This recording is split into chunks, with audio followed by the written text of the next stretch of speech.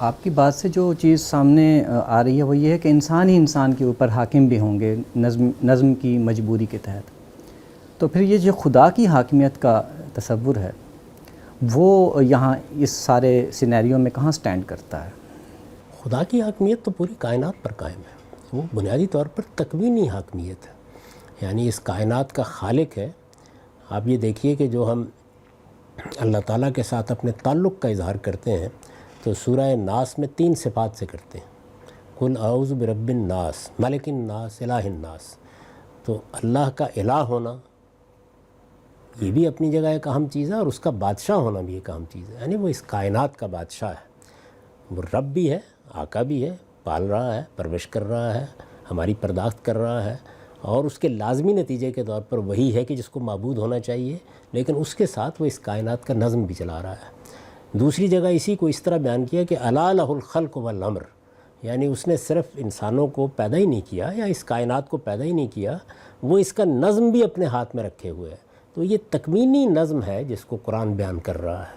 اس کا اس حاکمیت سے کوئی تعلق نہیں ہے جو اس دنیا میں ہم قائم کرتے ہیں. تو یہ حاکمیت خداوندی کا کانسیپٹ کہاں سے آیا؟ یہ بنیادی طور پر ایک سیاسی بحث سے پیدا ہوا ہے. یعنی یہ بات کہ حاکمیت کو ناقابل تقسیم ہونا چاہیے، اس سے غلطی کا صدور نہیں ہونا چاہیے، یہ کچھ سیاسی تصورات تھے جو 20ویں صدی میں زیر بحث آئے بعض مفکرین کے ہاں. تو ہم نے اس کے جواب میں حاکمیت الہیہ کا تصور پیش کر دیا. 2 اصطلاحات ہمارے ہاں بہت غلط سمجھی گئی ہیں، ایک حاکمیت الہیہ، ایک حکومت الہیہ. دونوں اصطلاحات کو بہت غلط سمجھا گیا ہے. اللہ تعالیٰ کی تکوینی حاکمیت وہ قائم ہے.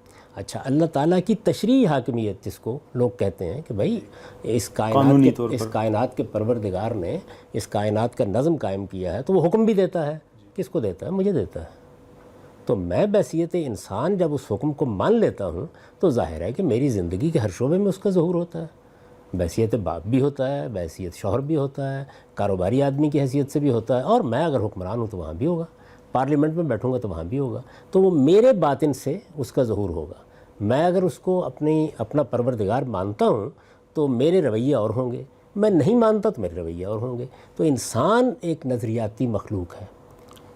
اپنی ذات میں ریاست یا کوئی نظم جو آپ قائم کر رہے ہوتے ہیں یہ کوئی مخلوق نہیں ہے کہ جس کو اللہ تعالیٰ نے براہ راست کوئی حکم دینا ہے یا اس کو مسلمان ہونا ہے یا اس کو کسی حاکمیت کو تسلیم کرنا ہے.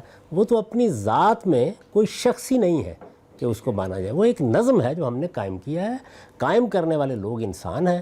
انسان کسی نظریے کے ماننے والے ہو سکتے ہیں، کسی مذہب کے ماننے والے ہو سکتے ہیں. ان کی زندگی میں اس کا ظہور ہوگا.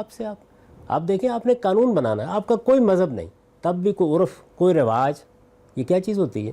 یعنی ایک لمبے عرصے سے انسان ایک چیز کے عادی ہو گئے ہوئے ہیں، انہوں نے کہا اسی کو قانون بنا لیتے ہیں. تو میرے وجود کا ظہور ہوتا ہے نظم میں، جو بھی میں قائم کرتا ہوں.